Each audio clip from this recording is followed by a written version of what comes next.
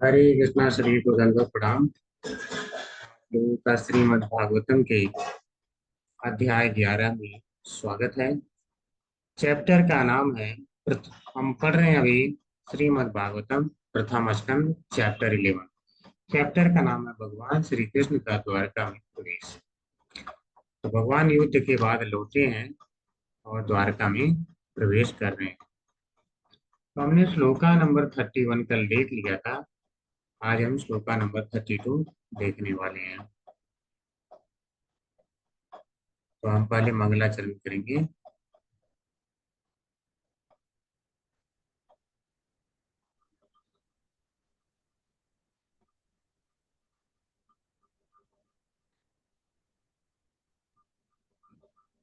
नारायणं नमस्कृत्य नारायणं नमस्कृत्य नरं चैव नरोत्तमं नरं चैव नरोत्तमं देवीं सरस्वतीं व्यासं देवीं सरस्वतीं व्यासं ततो जयमुदीरयेत्। ततो जयमुदीरयेत्। नष्टप्रायेषु अभद्रेषु नष्टप्रायेषु भद्रेषु नित्यं भागवत सेवया नित्यं भागवत सेवया उत्तम श्लोके भगवते उत्तम श्लोके भक्तिर्भवति नैष्ठिके। भक्तिर्भवति नैष्ठिके।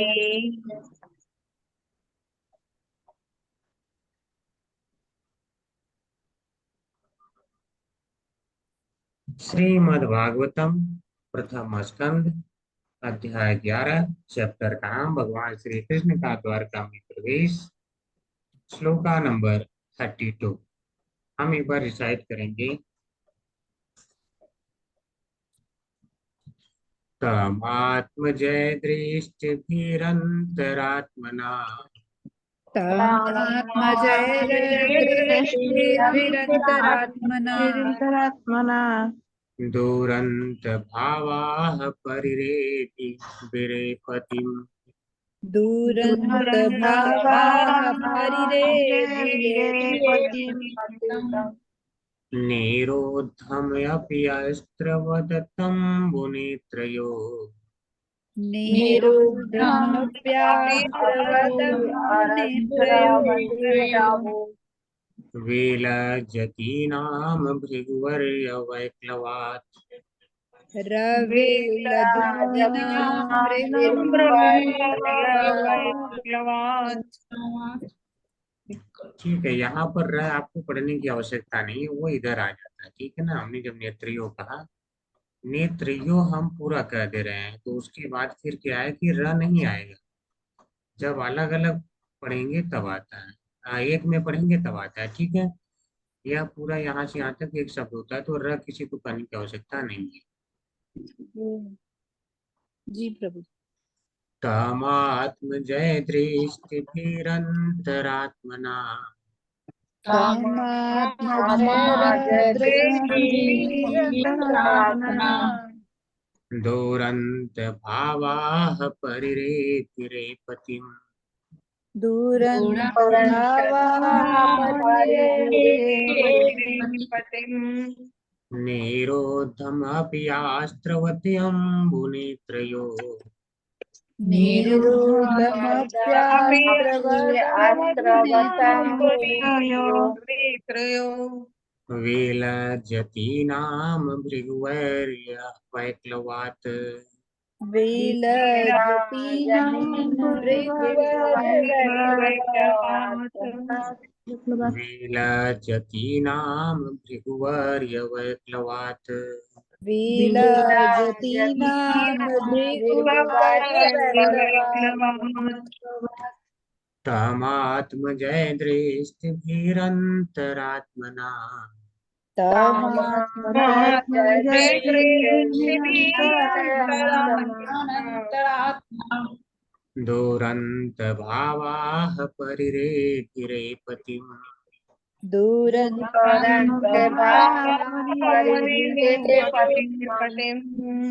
निरोधमपि आस्त्रवत्यम्बुनेत्रयो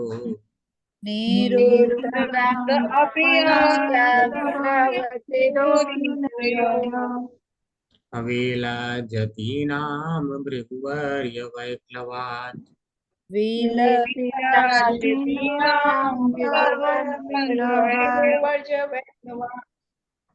तम उस भगवान को आत्मजय अपने पुत्रों द्वारा दृष्टि द्वारा अंतरात्मा से दुरंत भवा दुर्लंघ्य उत्कंठा परिरे विरे आलिंगन किया पति पति को निरुद्धम अवरुद्ध अभिभूते हुए आस्त्रवत आंसू अम्ब जल की बूंदों के समान नेत्रयो आंखों से वे लज्जतीना लज्जा अनुभव करने वाली भृगुवर्य हे भृगुओं में श्रेष्ठ वैक्लवाद अनजाने रानियों की दुर्लंघ्य उत्कंठा इतनी तीव्र थी कि लजाई होने के कारण उन्होंने सर्वप्रथम अपने अंतरतम से भगवान का आलिंगन किया।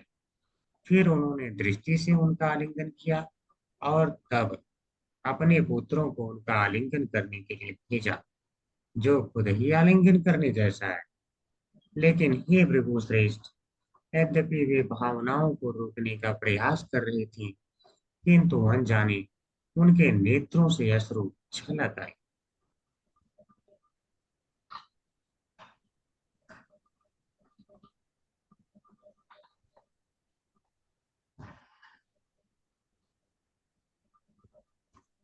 ओम नमो भगवते वासुदेवाय। ओम नमो भगवते ओम नमो भगवते वासुदेवाय। ओम शलाकया चक्षुरोन्मीलितं येन तस्मै श्री गुरवे नमः। अन्यमनोभीष्टं स्थापितं येन भूतले स्वयं रूपः तदा ददाति स्वपदान्तिकम्। वन्देऽहं श्रीगुरो श्रीयुतपतिकमलं श्रीगुरून् वैष्णवांश्च श्रीरूपं सागरजातं सागररघुनाथान्वितं तं सजीवम् साधुवैतं सावधूतं परिजनसहितं कृष्णचैतन्यदेवं श्रीराधाकृष्णपादान् सगललिता श्रीविशाखान्वितांश्च नमः ॐ विष्णुपादाय कृष्णप्रेष्ठाय भक्तिवेदान्त स्वामिने सारस्वते निर्विशेषाय वाञ्छाकल्पतरुभ्यश्च कृपा सिन्धुभ्येव च पतितानां पावनेभ्यो वैष्णवेभ्यो नमो नमः। हे कृष्ण करुणा सिन्धु दीनबन्धो जगत्पते गोपीश गोपिकान्त राधाकान्त नमोस्तुते तप्त कांचन गौरांगी राधे वृंदावनेश्वरी वृषभदेवी प्रणमामि। जय श्री कृष्ण चैतन्य श्री अद्वैत गदाधर श्रीवासादि नमो महावदन्याय कृष्ण प्रेम प्रदायते कृष्णाय कृष्ण चैतन्य नामने गौरीशे नमः। हरे कृष्ण कृष्ण कृष्ण हरे हरे हरे राम राम राम हरे हरे हरे कृष्ण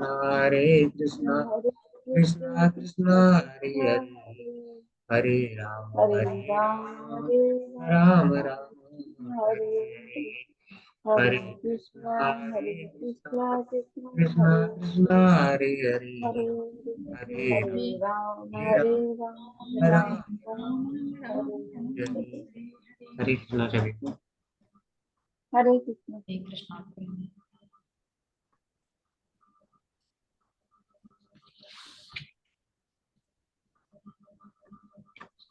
तमात्मजय कृष्ण धीरन्तरात्मना तमात्मजय दृष्टिभिरन्तरात्मना दुरंत भावाः परिरेभिरेपतिम् दूरंत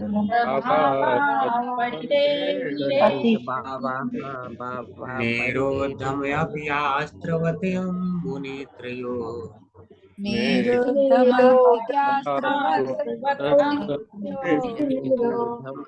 विलज्जतीनाम भृगुवर्यवैप्लवात् विलज्जतीनाम भृगुवर्यवैप्लवात्। हरे कृष्णा सभी जो लोग रिसाइट करना चाहते हैं कर सकते हैं। हरे कृष्ण प्रभु जी। तम आत्मजय दृष्टि अंतरात्मना दूरंत भावा परिरेभिरेपतिम निरुद्धमप्यास्त्रवत् अम्बुनेत्रयोः विलज्जितीनाम भृगुवर्य वैक्लवात्। हरे कृष्ण। हरे कृष्ण प्रभु जी। तम आत्मजे दृष्टिभिः अंतर आत्मना तुरंत भावा परिरेभिरे पतिं निरुद्ध्याम् अपि आस्त्रवत् अम्बुनेत्रयो विलज्जतीनां विज्ञुवर्यक्ले वैकल्पवात्। हरे कृष्ण।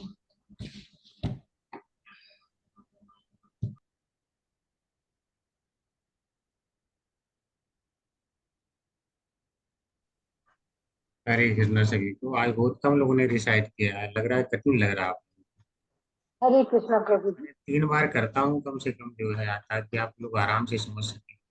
कोई बात नहीं, अगर जो है आप लोग फिर से सुन के प्रैक्टिस करिएगा जरूर करके, क्योंकि भागवतम के श्लोक इतने आनंददायक हैं, बहुत ज्यादा आनंददायक है।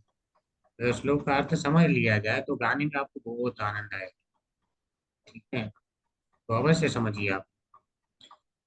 तो देखते हैं फिर कल हमने क्या देखा था कि भगवान श्री कृष्ण आ गए हैं वनों में और रानियां भगवान को देख रही हैं, और देखी जैसे तो वह क्या है, वह लज्जा कर रही हैं, मिलना भी चाहती हैं, लज्जा भी है।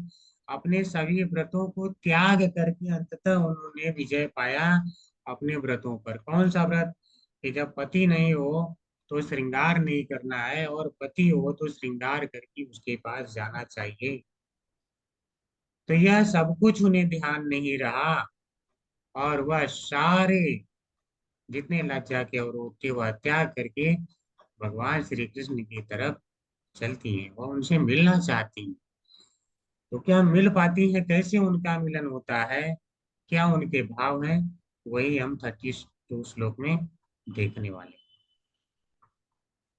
तो कह रहे हैं रानियों के दुर्लंघ उत्कंठा इतनी तीव्र थी कि लजाई होने के कारण उन्होंने सर्वतम अपने अंतरतम से भगवान का आलिंगन किया। फिर उन्होंने दृष्टि से उनका आलिंगन किया, और तब अपने पुत्रों को उनका आलिंगन करने के लिए भेजा, जो खुद ही आलिंगन करने जैसा है।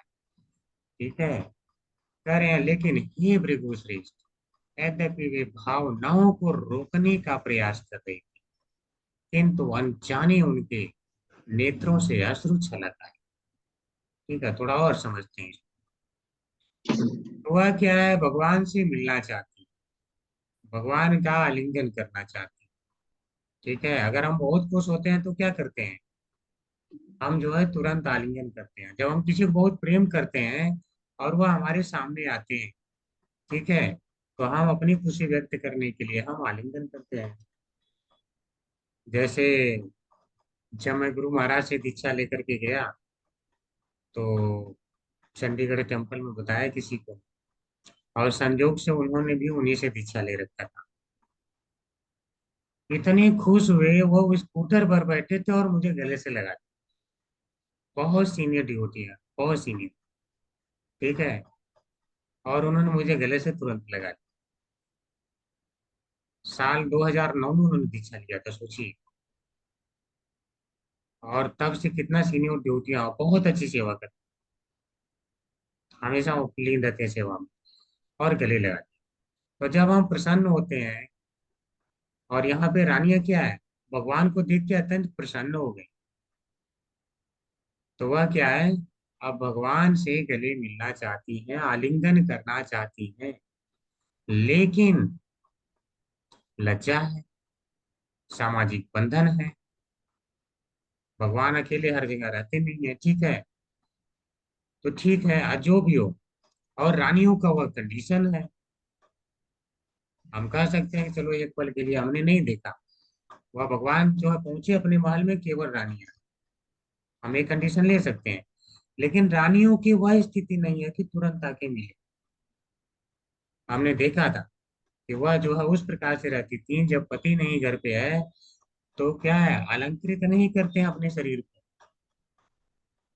और बिल्कुल जो है नॉर्मल कंडीशन में है, और है रानियां।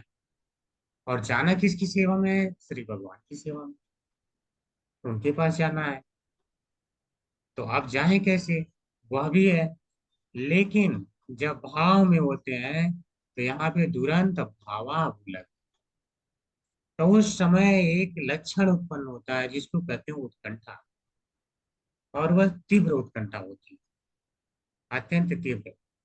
ठीक है, जो लज्जा रूपी बंधन को भी क्या करेगा, पार कर जाए।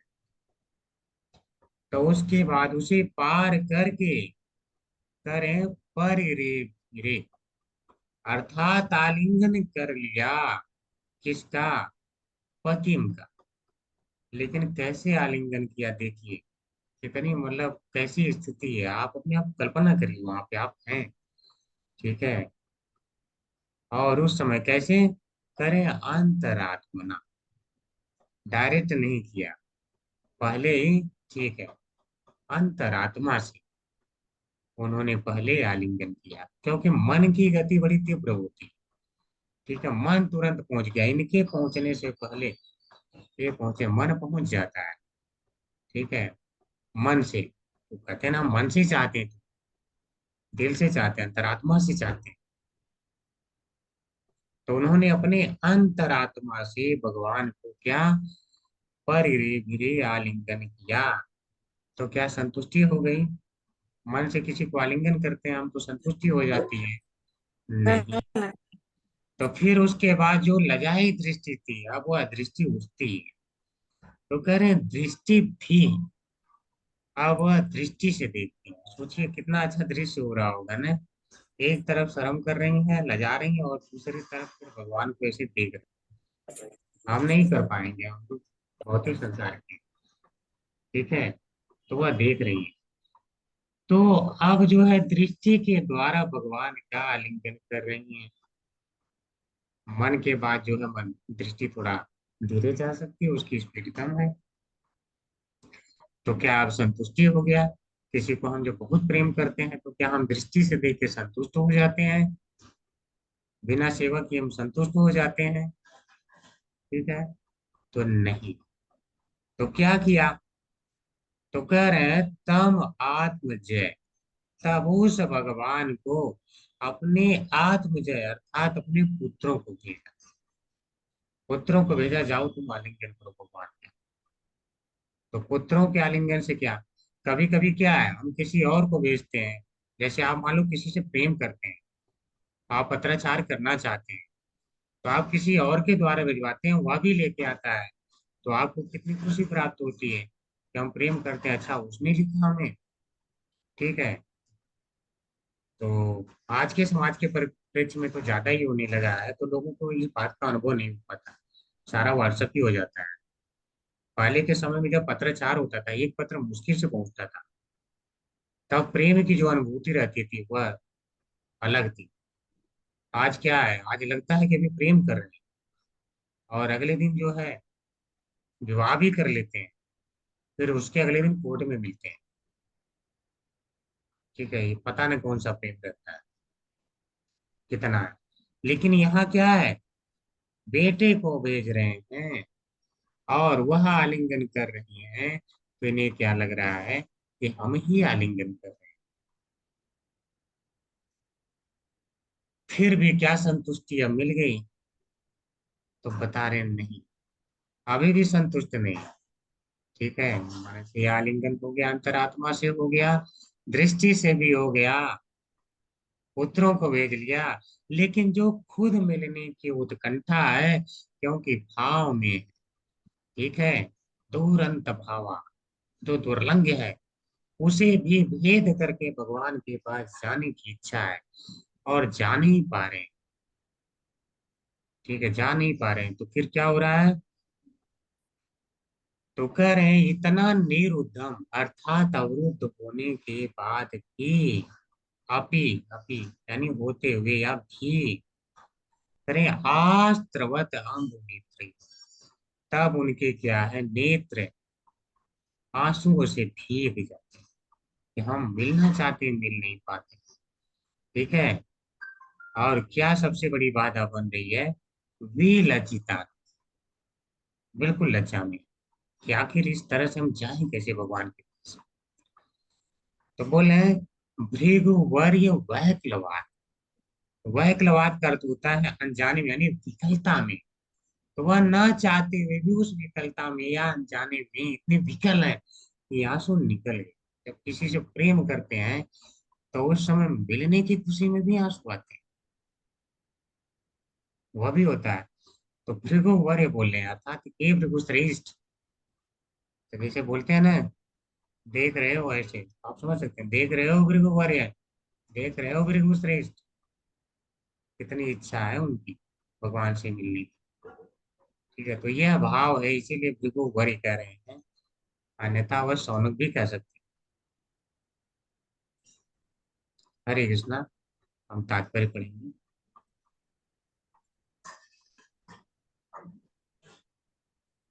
हरे कृष्णा, रक्षा माता जी। हरे कृष्णा प्रभु जी। जी माता जी, पढ़िए। श्रील प्रभुपाद की जय। श्रील प्रभुपाद के द्वारा, यद्यपि स्त्रियोचित लज्जा के कारण अपने प्रिय पति भगवान श्री कृष्ण का आलिंगन करने में अनेक अवरोध थे, लेकिन उन्होंने भगवान को देखकर उन्हें अपने अंतरतम में स्थापित करके तथा आलिंगन करने के लिए अपने पुत्रों को भेज करके इसे पूरा कर लिया। लेकिन इस पर भी काम अधूरा ही रहा, और अत्यंत प्रयास करने पर भी उनकी आंखों से आंसू ढलक आए। पुत्र को पिता का आलिंगन करने के लिए भेजना अप्रत्यक्ष रूप से पति का आलिंगन करने जैसा है, क्योंकि पुत्र माता के शरीर से ही विकसित होता है। पुत्र द्वारा आलिंगन पति पत्नी द्वारा काम भावना की दृष्टि से किए जाने वाले आलिंगन जैसा नहीं होता, लेकिन यह आलिंगन वात्सल्य की दृष्टि से तृप्तिदायक होता है। युगल संबंधों में दृष्टि द्वारा आलिंगन अधिक प्रभावशाली होता है। अतएव श्रील जीव गोस्वामी के अनुसार पति तथा पत्नी में इस प्रकार के भाव विनिमय में कुछ भी गलत नहीं है। हरे कृष्णा प्रभु जी। हरे कृष्णा माता जी। तो प्रभुपाद जी तात्पर्य में बता रहे हैं कि जो मुख्य अवरोध है वह क्या है? लज्जा, स्त्रियोचित लज्जा। ठीक है, तो बोल रहे हैं, और इसके पहले भी हमने देख लिया लज्जा बहुत बड़ा अवरोध है, लेकिन उस पर भी विजय पाकर के उन्होंने दृष्टि से आलिंगन किया, बहुत बड़ी बात है। तो जब उन्हें संतुष्टि नहीं मिली तो हमने क्या देखा कि उन्होंने अपने पुत्र को भेजा, फिर भी नहीं संतुष्ट हो पा रहे हैं, तो वहां शुरू लगता है। ठीक है, कि हम डायरेक्ट जो है आलिंगन कर पाते भगवान, लेकिन पुत्रों को क्यों भेजा? आखिर उससे क्या संतुष्टि प्राप्त हो सकती थी? तो प्रभा जी बता रहे हैं व्याख्या में, क्योंकि माता के शरीर से ही पुत्र की उत्पत्ति होती है, अर्थात माता के शरीर का ही वह एक भाग है। तो अगर पुत्र को संतुष्टि मिले तो माता बहुत संतुष्ट होती है। तो जब भगवान जो है उनके पुत्रों को गले लगा रहे हैं तो उनके पुत्र संतुष्ट हो रहे हैं। अब सोचिए, श्री भगवान जिसको गले लगा ले, कभी कोई अपने से बड़ा आपको अगर गले लगा लेता है तो आपको कितना खुशी होती है ना, कि हमको कितना प्रेम करते हैं। और जब श्री भगवान ही लगा रहे हैं गले, तो वह प्रेम कितना होगा, उसका कोई सीमा नहीं है। तो इनके पुत्रों को अत्यंत संतुष्टि प्राप्त हो रही है। और जब पुत्र संतुष्ट होते हैं तो माता भी संतुष्ट हो जाती है। तो वास्तव में दोनों के गले लगने, एक जहाँ पति और पत्नी गले लगते हैं और पिता और पुत्र गले लगते हैं, दोनों में अंतर होता है। एक तरफ वात्सल्य होता है, एक तरफ माधुर्य होता है। ठीक है, हाँ, यह पति पत्नी जैसा गले मिलने जैसा नहीं है, लेकिन जब वात्सल्य में उनके पुत्रों को तृप्ति मिल रही है, वह संतुष्टि का अनुभव माताएं कर सकती हैं। जैसे आप देखते होंगे कि आपका कोई बच्चा भूखा है, इनमें से काफी माताएं हैं जो अनुभव कर चुकी हैं, और उसे अगर वह खाना खा लेता है, जब वह तृप्त होता है, तो उससे ज्यादा तृप्ति आपको मिलती है। ऐसा क्या है, बहुत सारे हैं इस संसार में बच्चे जो नहीं भी खाते हैं, तो आपको तो ऐसा नहीं महसूस होता है, लेकिन आपके शरीर का वो अंग है, समझिए आप। इसलिए जब आपके शरीर का अंग संतुष्ट होता है तो आपको संतुष्टि मिलती है। तो इसी प्रकार जो हम जीवात्माएं हैं, हम भगवान के शरीर के अंग है। तो भगवान चाहते हैं हमारी जीवात्माएं सदैव संतुष्ट है। ठीक है, वह सदैव हमारी भलाई करना चाहते हैं, इसीलिए बार बार वह इस संसार में आते रहते हैं। ठीक है, हम इसकी व्याख्या और आगे करेंगे। और यहाँ पर क्या है, आलिंगन को युगल संबंध में जो आलिंगन है वह दृष्टि द्वारा, प्रभुपाद जी बता रहे हैं कि इसलिए जीव गोस्वामी बताते हैं यह आलिंगन अत्यंत प्रबल होता है, प्रभावशाली होता है।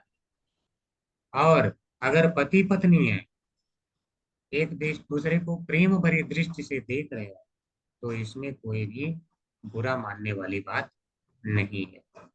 बता रहे हैं इसमें कुछ गलत नहीं।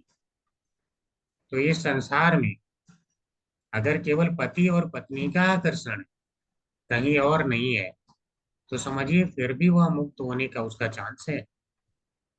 वही संसार से मुक्त हो सकता है, मुक्ति की तरफ अग्रसर हो सकता है, अर्थात बाकी और तो दूर हो गए ना।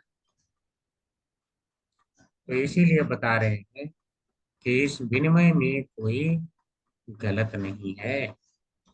ठीक है, हम आगे चलेंगे, देखते हैं इसके बाद क्या होता है, क्यों उनकी इतनी उत्कंठा है भगवान से मिलने। तो हम इस श्लोक में देखेंगे, एक बार रिसाइट करेंगे। यद्यप्यसौ पार्श्वगतो रहुगत यद्यप्यसौ यद्यपि असो पार्थ गतरः गतः तथापि तस्याग्नियोगं नवं नवम् तथापि तस्याग्नियुगं नवं नवम् पदे पदे ताविरमीत तत्पदात् पदे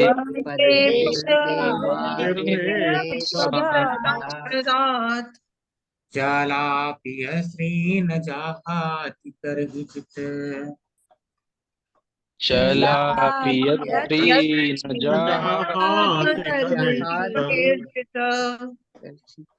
यद्यपि भगवान श्री कृष्ण निरंतर उनके पास थे और बिल्कुल अकेले भी थे, तो भी उनके चरण उन्हें नवीनतर लग रहे। यद्यपि लक्ष्मी जी स्वभाव से चंचल हैं, लेकिन वे भी भगवान के चरणों को नहीं छोड़ती थी।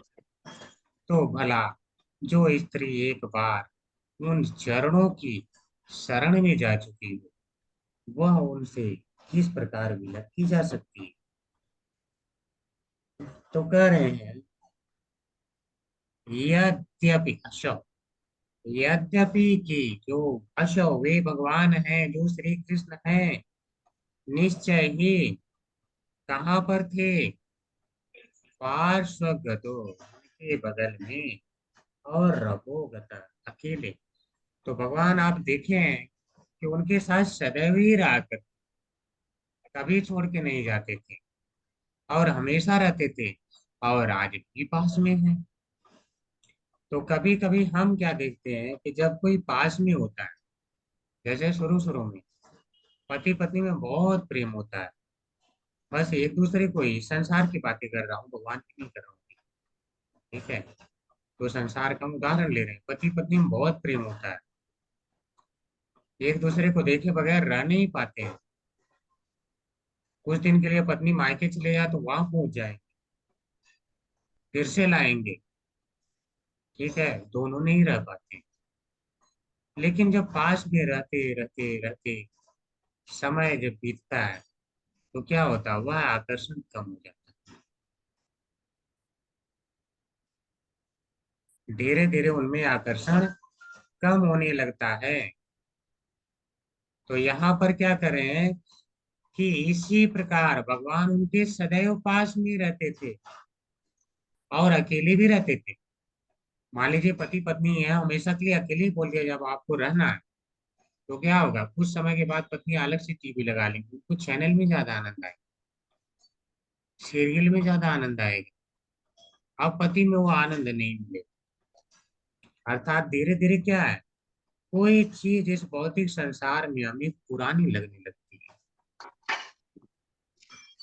जब हम पास में रहते हो तो और धीरे धीरे समय व्यतीत होता है तो पुरानी लगने लगती है।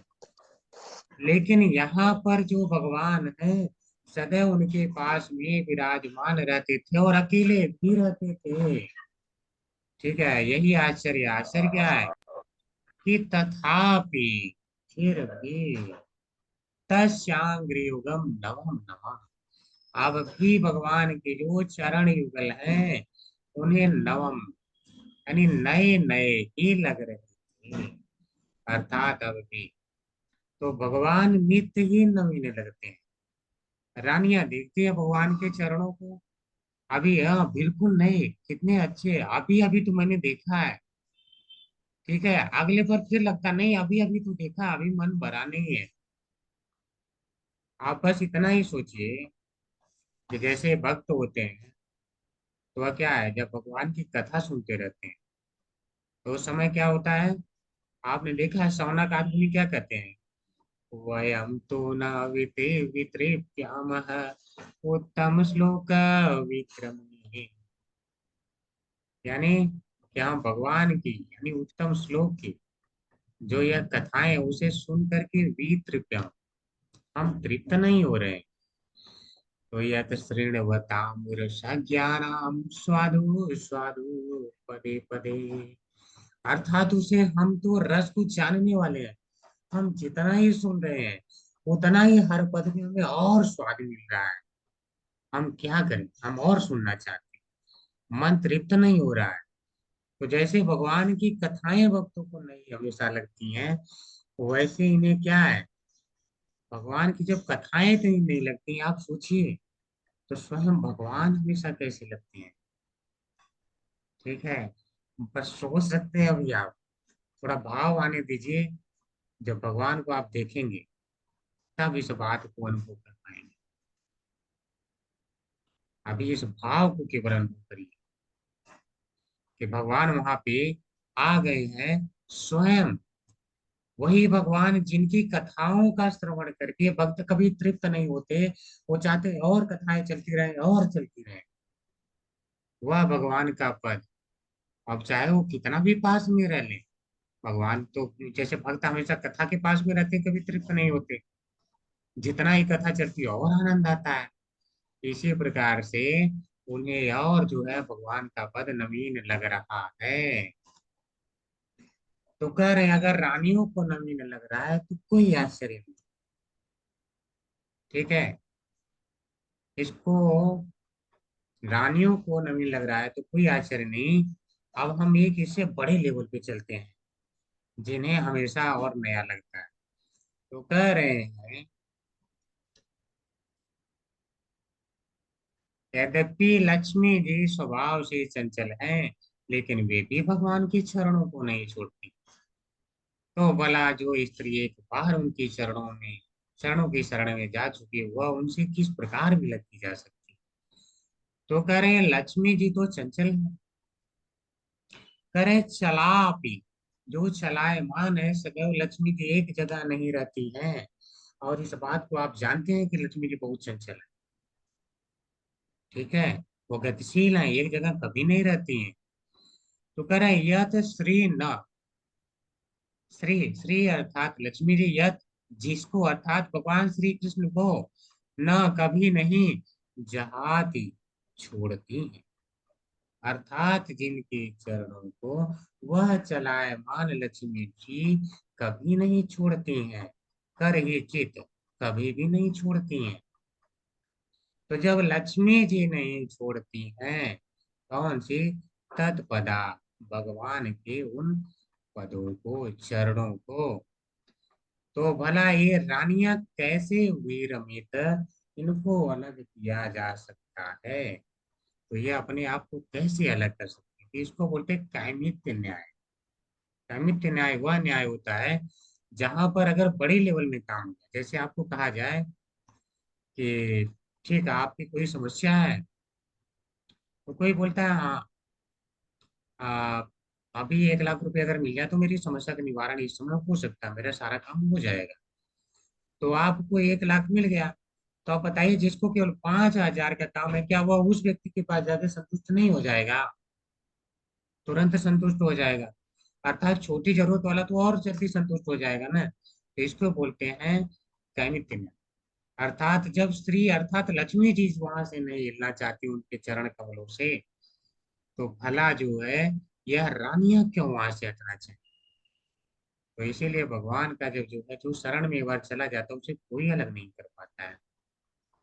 ठीक है, हम तात्पर्य पढ़ेंगे। हरे कृष्णा ही मानी माता जी।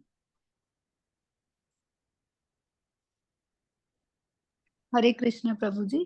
तात्पर्य। तात्पर्य शीला प्रभुपाद जी द्वारा। शीला प्रभुपाद जी की जय। बद्ध जीव लक्ष्मी जी की कृपा के सदैव भूखे रहते हैं।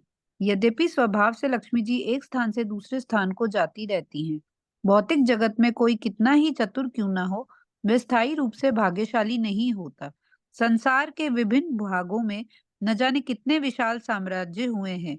संसार में न जाने कितने शक्तिशाली राजा हुए हैं और न जाने कितने भाग्यशाली पुरुष हो चुके हैं, लेकिन क्रमशः उन सबका क्षय हुआ है।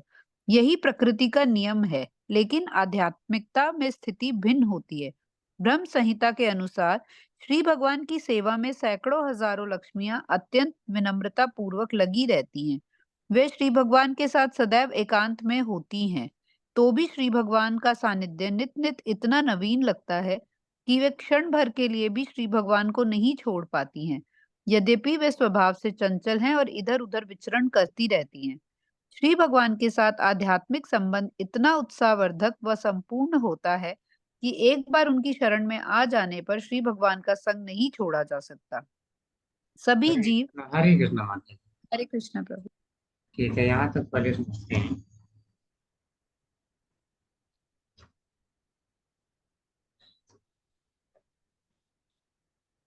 ठीक है, जो बद्ध जीव है, बद्ध जीव अर्थात हमारे जैसे जीव, ठीक है, वो हमेशा क्या चाहते हैं? सदैव लक्ष्मी जी की कृपा बनी रहे, हमारे पास सदैव धन दौलत बना रहे, वो नहीं चाहते हैं। और जिसे पा करके या बद्ध जीव संतुष्ट होना चाहता है, उनकी एक छोटी सी कृपा से ही संतुष्ट हो जाता है। वह जो सभी जीवों को संतुष्ट करने वाली लक्ष्मी है, वह क्या है? जो चंचल भी है, वह भगवान के चरण की सेवा करने से भी संतुष्ट नहीं होती, और करना चाहती, और करना चाहती है। सोचिए, तो ऐसा है भगवान का, वैसे है भगवान। इसीलिए बोलते हैं कंदर्प कोटि कमनीय विशेष शोभम, गोविंदम आदि पुरुषम तमहम भजामि। ठीक है, करोड़ों कामदेव को भी मोहित करने वाला भगवान की सुंदरता क्या है? करोड़ों कामदेव की सुंदरता हो, उनको भी मोहित कर लेने वाली। तो भला कैसे कोई छोड़ सकता है भगवान? आसान नहीं है, जो भगवान का एक बार दर्शन कर ले वो उन्हें छोड़ देगा। ठीक है, तो जो इस संसार में कृपा जी बता रहे हैं, भौतिक जगत में कोई कितना ही चतुर क्यों न हो, वह स्थायी रूप से भाग्यशाली नहीं होता। क्योंकि इतना विशाल साम्राज्य हुए हैं, इतने शक्तिशाली राजा हुए हैं, इन सभी का क्या हुआ? अंततः क्षय हुआ। और ये प्रकृति का नियम है, वो सबका क्षय होता ही रहता है। तो अगर हम चाहे यहाँ किसी की शरण ले लें, पता चला हमने बहुत बड़ा समझ के शरण लिया और अगले ही पल क्या हो गया, उसका हार्ट फेल हो गया, वह कहीं और शरण में चला गया। किसकी शरण हम ले सकते हैं इस संसार में? सारे का तो क्षय होना है। ठीक है, क्षर भाव, क्षर और अक्षर हमने पढ़ा है। ठीक है, तो क्षर भाव है, सबका क्षय होने वाले हैं सब। तो किसी की हम शरण लेके कभी संतुष्ट ही नहीं हो सकते। तो करें, लेकिन आत्मिकता में स्थिति भिन्न है। आत्मिकता में स्थिति क्या है, भिन्न है। तो ब्रह्म संहिता में बताया गया है, करें सैकड़ों हजारों, अर्थात कोई काउंटिंग नहीं है, गिनती नहीं है, असंख्य लक्ष्मियां भगवान की सेवा करती हैं। और कैसे करती हैं? विनम्रता पूर्वक करती रहती हैं, अर्थात अत्यंत आदर के साथ भगवान की सेवा करती रहती हैं और सदैव एकांत में होती हैं। तो एकांत में है तो इसका मतलब क्या है कि वह श्री भगवान है। और वह, आप सोचिए, आज के संसार में जो पति पत्नी को बोला भी जाता है कि हाँ बहुत प्रेम करते हैं, केवल वह हो, केवल वह, दोनों कितने पल एक दूसरे का प्रेम करेंगे, एक दूसरे कितने पल करेंगे? ठीक है, इस संसार का प्रेम भी अस्थाई नहीं है, वह नश्वर है, समाप्त हो जाता है।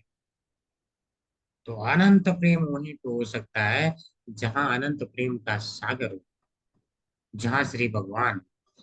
तो वह उनके साथ एकांत में रहती हैं और सदैव और आदर के साथ करती रहती है। लक्ष्मी सहस्त्र शत संभ्रम सेव्यमान, संभ्रम, बहुत आदर के साथ सेवा करती रहती है। ठीक है, और इतने के बाद भी भगवान का प्रेम उन्हें नया लगता रहता है और वे क्षण भर के लिए नहीं छोड़ पाती।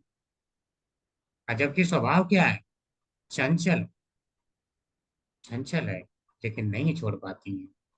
तो इसीलिए प्रभुपाद जी कह रहे हैं कि जब इस तरह जब वह नहीं छोड़ पाती है, तो जब जीव भगवान की शरण में आ जाता है तो वह उनका साथ कभी नहीं छोड़ना चाहता है। ठीक है, अभी अगर मेरा यह प्रश्न हो आप सभी से कि कितने लोग स्त्री हैं, कितने लोग पुरुष हैं, तो सभी लोग पहले पुरुष हाथ खड़ा करें, हैंड रेज करें। एक बार पहले सभी लोग हाथ डाउन करके, जितने पुरुष हैं वह लोग। हो गया? नहीं, कुछ कुछ माता लोग भी कर रखी हैं। जितने पुरुष लोग हैं, अभी भी कुछ कुछ माता जी का भी हाथ रेज है। ठीक है, तो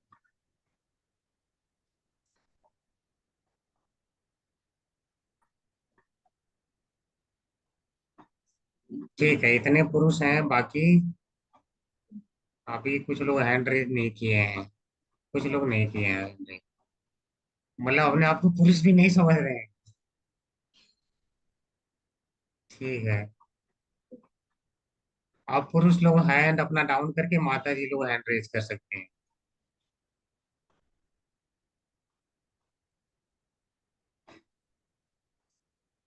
माता जी, माता जी।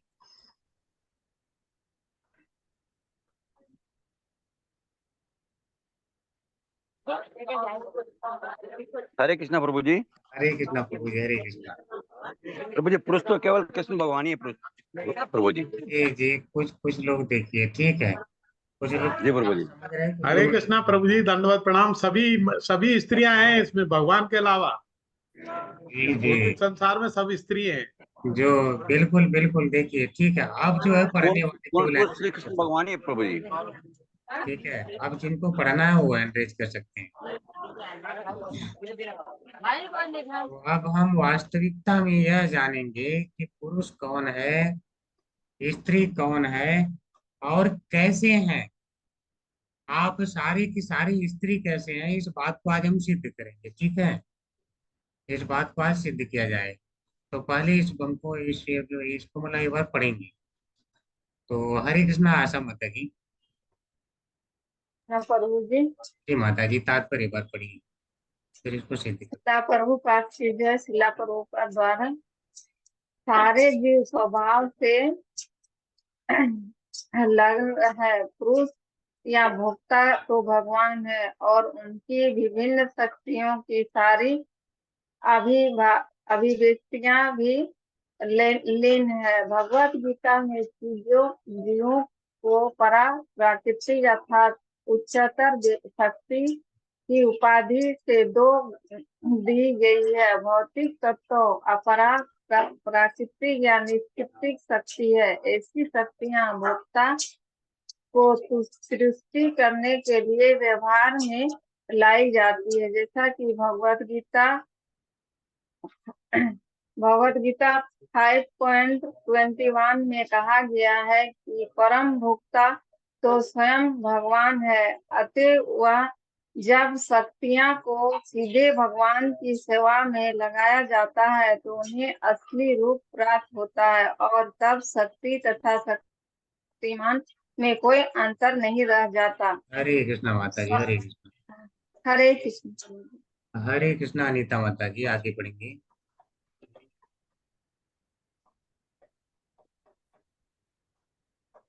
हरे कृष्ण प्रभु जी।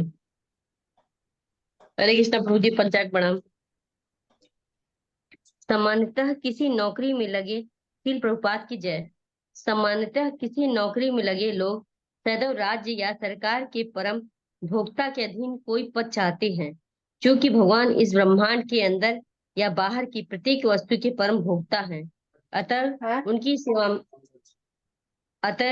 उनकी सेवा में लगना हर्ष का विषय है।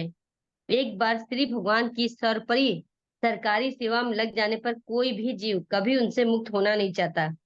मनुष्य जीवन की सर्वोच्च सिद्धि श्री भगवान की परम सेवा में कोई कार्य प्राप्त करना है। इससे मनुष्य परम सुखी बनता है। तब उसे श्री भगवान से संबंध बनाए बिना चंचला लक्ष्मी को ढूंढने की कोई आवश्यकता नहीं रहती। हरे कृष्णा प्रभु जी, दंडवत प्रणाम। हरे कृष्णा माता जी, दंडवत प्रणाम। तो यहाँ पे स्त्रैण लिखा है, स्त्रैण नहीं स्त्री होना चाहिए, ठीक है। स्त्रैण का दूसरा अर्थ होता है। तो सारे जीव स्वभाव से स्त्री हैं। पुरुष या भोक्ता तो भगवान हैं।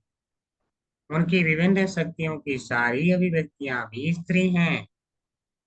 तो वास्तव में हम देखते हैं थोड़ा सा इसको कैसे।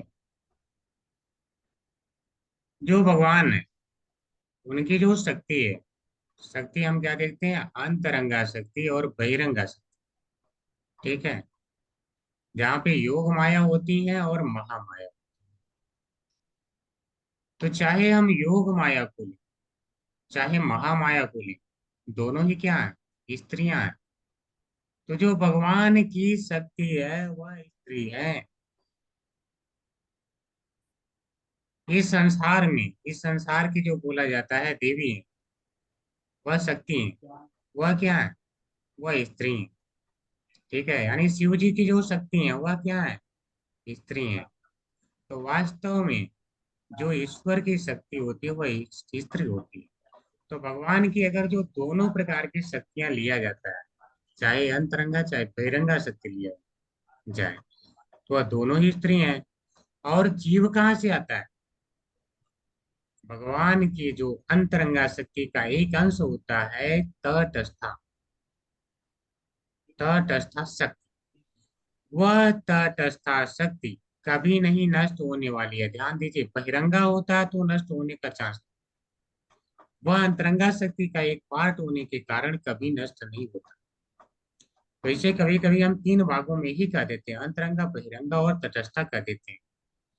तो यह वहां से आता है, अर्थात परा प्रकृति, भगवान की उच्चतर प्रकृति है यह, तो कभी नष्ट नहीं होने वाली। तो सारे जीव स्त्री से आए, अर्थात स्त्री के अंश है, स्त्री शक्ति के अंश, तो स्त्री शक्ति के अंश स्त्री होंगे। तो सारे के सारे जीव वास्तव में क्या है, स्त्री हैं। तो सारे के सारे जब स्त्री हैं तो स्त्री को क्या है, पति और पत्नी का काम क्या होता है, पति की सेवा करना, पति भी उसका ध्यान रखता है। तो यह सारे जो शक्तियां हैं वह भगवान की सेवा के लिए ही बने। फिर थोड़ा और हम समझते हैं इसको एक और उदाहरण से। जैसे हमारी शक्ति से हम क्या करते हैं, हम अपनी सेवा करते हैं। और किसी कारणवश अगर हमारी शक्ति हमारी सेवा ना करे तो कैसा लगेगा, हमें बुरा लगेगा। जैसे मान लीजिए कुछ ऐसी पोजीशन आ जाए और आपके हाथ भी ना काम करने लगे और पैर भी ना, अर्थात आपकी शक्ति आपका साथ देने से मना कर दे, तो आपको कैसा लगेगा, अच्छा लगेगा? नहीं लगेगा, क्योंकि आपकी शक्ति आपकी सेवा के लिए बनी है। आप कोई भी उपाय करके आप चाहेंगे कि आपकी शक्ति आपकी सेवा में फिर से नियोजित हो सके, आपके हाथ पैर आपकी फिर से सेवा में लग सके। तो इसी प्रकार जो भगवान की शक्तियां हैं, अर्थात तटस्थ जीव, ये सभी स्त्रियां ही हैं, क्योंकि ये भगवान की शक्ति के अंश है, स्त्री के अंश हैं। तो जब सारे ही स्त्रियां हैं, तो अगर भगवान रासलीला में स्त्रियों के साथ वहां पर जो है रास नृत्य कर रहे हैं, तो पुरुष तो एक ही है। तो लोगों को क्यों लगता है कि भगवान कर रहे हैं, हम क्यों नहीं कर सकते? यही भोग की प्रवृत्ति की हम क्यों नहीं कर सकते, लोगों को इस संसार में पागती है, क्योंकि वह यह सोचते हैं हम भोग के लिए बने हैं। आप भोग के लिए नहीं बने, आप शक्ति आपकी सेवा के लिए बने। तो जब तक आप सेवा करेंगे तब तक भगवान की शरण में रहेंगे, और जब आप सेवा से विमुख हो जाएंगे तो भगवान क्या करते हैं, आपको इस संसार में भेजते हैं कि जाओ और अपने आप को पहचानो, फिर से पहचान करके उसे योग्य होकर के फिर से मेरे पास आओ। और जब जीव नहीं जाने लायक रहता तो भगवान स्वयं अवतरित होते हैं और स्वयं लीलाओं के माध्यम से उसे उपदेश दे करके और अपने धाम तक ले जाने के लिए फिर से उन्हें प्रयुक्त करते हैं। तो इस प्रकार जब भगवान की सेवा में जीव लगता है तो वह स्वयं जो है अपने असली स्वभाव को धीरे धीरे प्राप्त कर लेता है, अर्थात वह जान जाता है कि हम इन्हीं के अंश हैं और हम इनकी सेवा के लिए बने हैं, और इनकी सेवा में ही हमारी सेवा नहीं। जैसे वृक्ष की अनेक पत्तियां, वह क्या है, जो भोजन का निर्माण करती हैं, तो वह वृक्ष की सेवा में नियुक्त करती हैं। और जब वह वृक्ष हरा भरा रहता है, वह संतुष्ट रहता है, तो यह पत्तियां भी संतुष्ट रहती हैं। तो इसी प्रकार से जब सभी जीव जो है भगवान की संतुष्टि के लिए कार्य करते हैं, तो फिर जो है वह जीव स्वतः ही संतुष्ट हो जाते हैं और अपने असली स्वभाव को जान पाते हैं। कैसे जान पाते हैं, इसको थोड़ा और समझते हैं। जैसे मान लीजिए कि एक लौ है, आप उसे अग्नि में प्रवेश कराते हैं, तो धीरे धीरे लौ क्या करेगा, अग्नि का स्वरूप धारण कर लेगा। लौ अलग है, ध्यान रखने की बात, उससे भिन्न है। हम भगवान के भिन्न अंश हैं, हम भगवान नहीं है, अभी भगवान नहीं बन सकते हैं। जिस प्रकार लोहा अग्नि में जाने के बाद अग्नि नहीं बन सकता है, किंतु अग्नि जैसा उसमें गुण आ जाता है, अब उसे कोई छू नहीं सकता है। वह वैसा ही काम करेगा जैसा वह अग्नि काम करती है, किसी को भस्म कर सकता है। इसी प्रकार से जब जीव निरंतर उनकी सेवा में प्रयुक्त रहता है, उनके समीप रहता है, तो फिर वह भगवान के जैसा हो जाता है और शक्ति और शक्तिमान में कोई अंतर नहीं रह जाता है, अर्थात वह भगवान जैसा हो जाता है।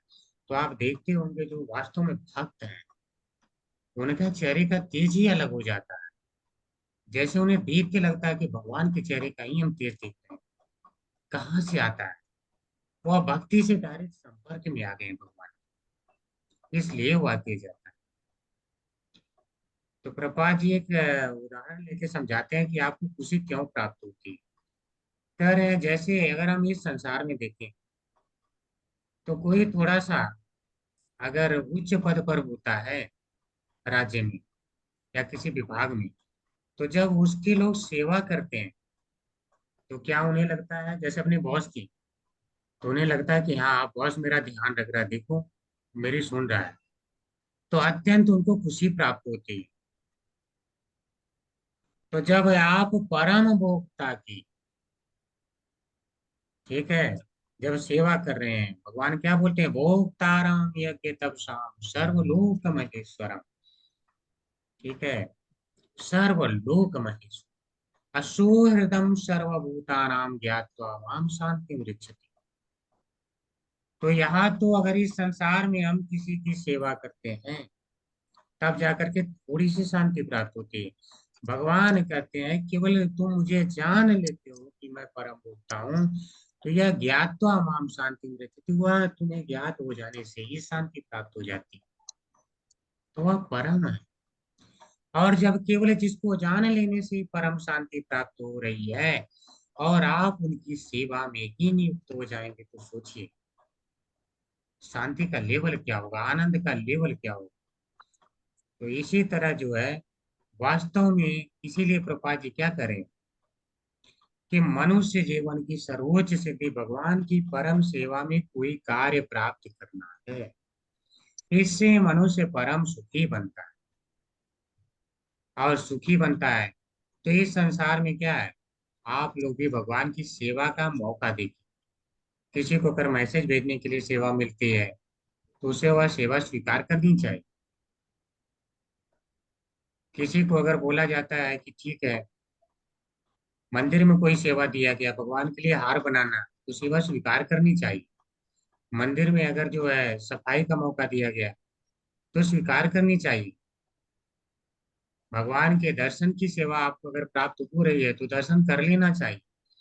जो भी सेवा आपको मिलती है किसी भी प्रकार से, उसे आप स्वीकार करिए, तब आप सुखी बनेंगे। तो फायदा क्या होगा, तो कह रहे हैं तब उसे भगवान से संबंध बनाए बिना चंचला लक्ष्मी को खोजने की आवश्यकता नहीं रहती। इस संसार में क्या है, लोग ढूंढ किसे रहे हैं, लक्ष्मी को ढूंढ रहे हैं। लेकिन यहाँ पे प्रभुपाद जी क्या बता रहे हैं कि आप उन्हें मत ढूंढिए। जब आप लक्ष्मी पति को ही पा गए हैं तो लक्ष्मी तो उनके चरण में आपको मिल ही जाएंगी। तो आप डायरेक्ट उनसे संबंध बनाइए, आपके ऊपर लक्ष्मी अवश्य कृपा करेंगी, वह भी कृपा कर देंगी। ठीक है, वह उनके चरणों में ही रहती है, आपको अलग से ढूंढने की आवश्यकता नहीं है, क्योंकि वह भी उनकी शक्ति ही है। और शक्ति सदैव शक्तिमान की सेवा के लिए रहती है। शक्ति शक्तिमान जैसा हो सकती है, लेकिन शक्ति कभी शक्तिमान नहीं हो सकती। शक्तिमान शक्तिमान होता है, शक्ति शक्ति होती है।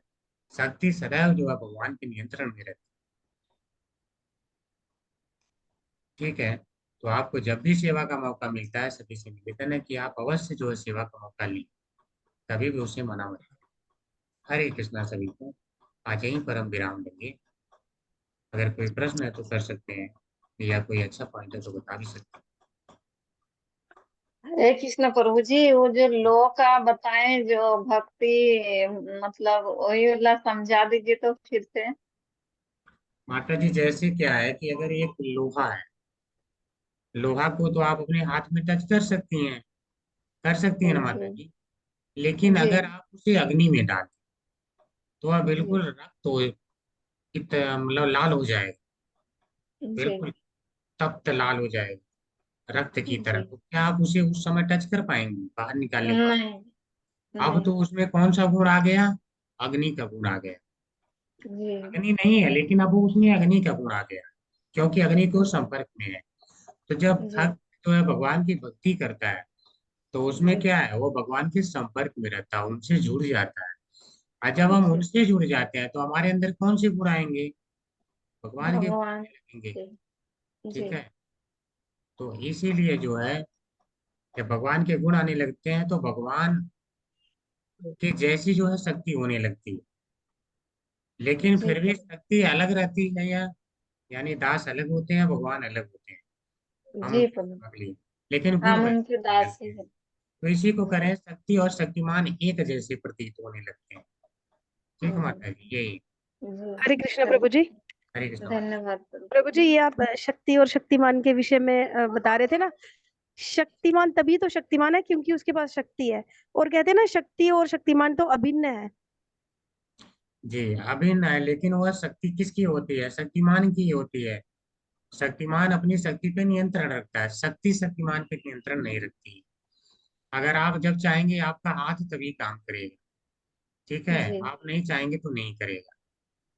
आप उससे सुख ले सकते हैं जब चाहेंगे तब, तो इसीलिए आप अपने हाथ का ध्यान रखते हैं। आपका हाथ भी आपकी एक शक्ति की बात कार्य करता है, ठीक है। जी तो आप उसका ध्यान रखते हैं, क्यों ध्यान रखते हैं?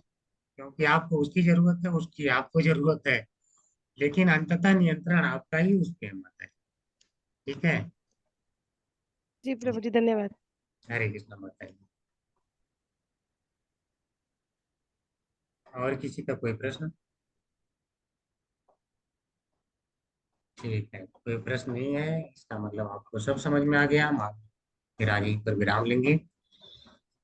आप लोग श्रीमद् भागवतम का आनंद लेते रहिए, अन्यों को भी प्रेरित करिए, श्रीमद् भागवतम से जुड़े और आनंद लें, समझें। जो लोग शुरू से जुड़े हैं उन्हें तो अच्छा समझ में आ रहा है, जो बीच में जुड़ेंगे हो सकता है कुछ कुछ तथ्य हों जो नहीं समझ पाए, लेकिन अगर कोशिश करेंगे, थोड़ा बहुत पूछेंगे तो समझ जाएंगे।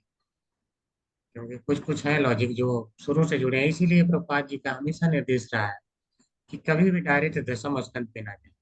अब आप लोग, मैं बता रहा हूँ ना, प्रथम स्कंद अगर पढ़ेंगे, इसके बाद जब चरण वाइज आगे बढ़ेंगे तो जो दशम स्कंद में आपको रस मिलने वाला है वह कोई और नहीं प्राप्त कर पाएगा, वह आप ही प्राप्त कर पाएंगे, ठीक है। आज हम चलेंगे। वाञ्छाकल्पतरुभ्यश्च कृपा सिन्धुभ्येव च पतितानां पावनेभ्यो वैष्णवेभ्यो नमो नमः। अनंत कोटि वैष्णव वृंद की जय। श्रील प्रभुपाद की जय। जय। व्यास देव की जय। जय। हरे कृष्णा, सभी को दंडवत प्रणाम। हरे कृष्ण प्रभु जी, दंडवत कृष्ण प्रणाम। प्रभु जी, दंडवत प्रणाम। हरे हरे कृष्ण प्रभु जी, दंडवत प्रणाम। कृष्ण।